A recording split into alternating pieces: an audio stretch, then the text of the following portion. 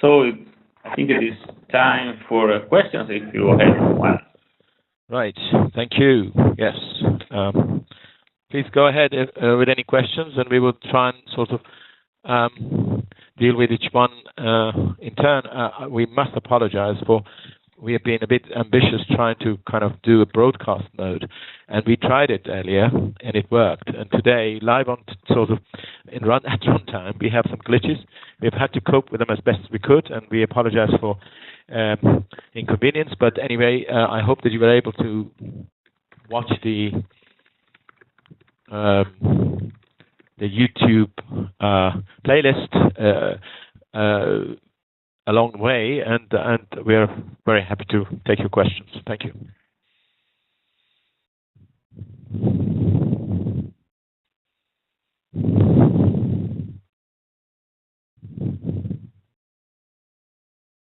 I think it's working.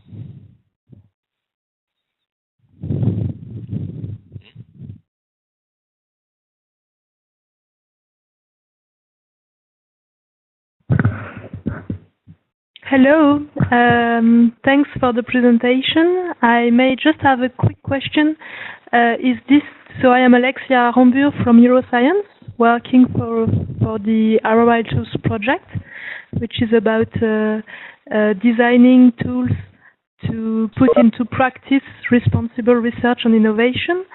And I may need some more time to go through the YouTube videos, but my question is this SciCafe 2.0 available? I mean, publicly available? Can we disseminate some news about it? So I try to answer. Okay, after. It's okay. I was muted for a little while. I wasn't sure because I had the wrong screen on. As I was saying, I have already answered it, but you didn't hear. My colleagues would be able to elaborate on this, but we have essentially had the tool online for some time available. At the moment, it's got, as we said in the demonstration, World Cafe and other initial capabilities already integrated, and we are very happy to work with any groups who want to sort of try it and help them actually customize it to their needs. So yes, it's available, and in fact, it is actually. Certainly we have made it very clear in our emails and in our presentations in the various events that the tool was online and has been online and is ready for use. So you simply go to the website, the SciCafe 2.0 website, and go to the right tab and click on, and you can actually register and be on the tool. Did you hear me? Yeah, thanks a lot for your answer. Yeah. Yes. So please contact us any way you like. You can email us, and basically we will be happy to work with you and have a special session for you to see how you could use it. Okay. Good. Yeah. Thanks. Thank you.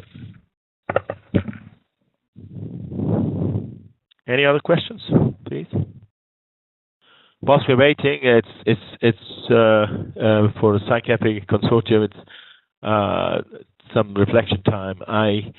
Franco, I know that this was a good suggestion. I was very enthusiastic about broadcast mode, but it seemed to be unstable. It was certainly unpredictable today, and we were really surprised. But we have tried our best to cope with it. It's a pity because today we had more people interested to join in, and they might have found it difficult. But anyway, we tried to cope with that. But we were certainly not.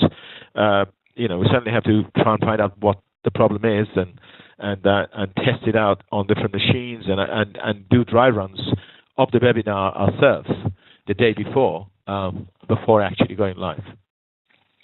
Yes. It is not very polite, but we that try to do this kind of streaming say shit happens. So I understand. But anyway, we are going to have to find out why this happens. Why what you said happens. I think we can improve for the next meetings. Yes, it's sad because one of the reviewers did certainly indicate early in the morning. As you know, I sent out the list, and one of our reviewers indicated that he might be interested to. He or she, I'm not sure, by the way, that they might be interested to participate in the event. I don't think they have, but yes, it was really quite frustrating from this end, running around trying to see what has happened. And whilst it is not as good, if we could broadcast this, it really would be nice. When you try to stream, of course, things happen, as you said, but I just don't know what it is that, of course, it's synchronous. It's basically live streaming. It can be problematic depending on network conditions or whatever that's affecting the synchronization and so on. That's why the visuals were lost. But it is preferable. It's a very good idea if we can do it, because it's much better than asking people to watch the webinar. The alternative, which was suggested by a video to me, was to send the webinar, essentially to kind of put it in a Dropbox and send it to everybody the day before. Well, actually, in my experience, I organized a series of lectures here in Florence with a large audience, and there were live talks.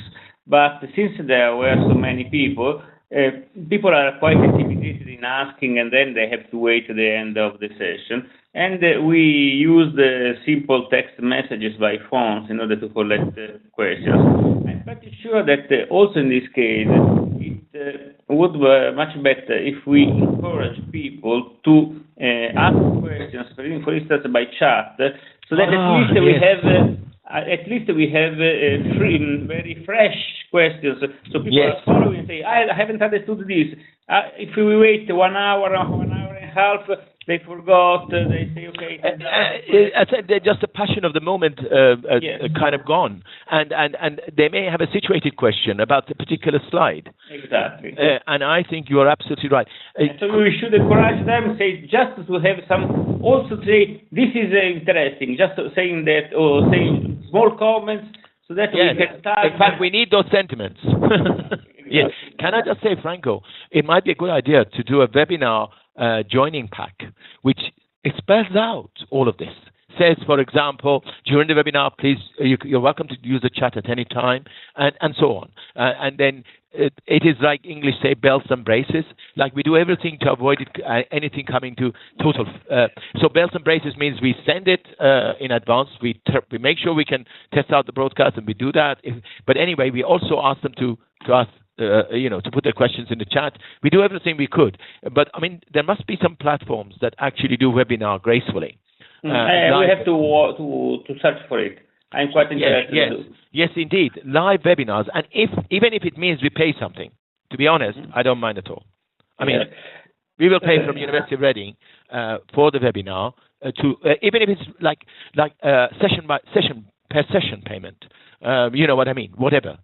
Or it might be just a tool that we buy on the project as a license, and it becomes our webinar tool. I can have Can you have a look? Yes.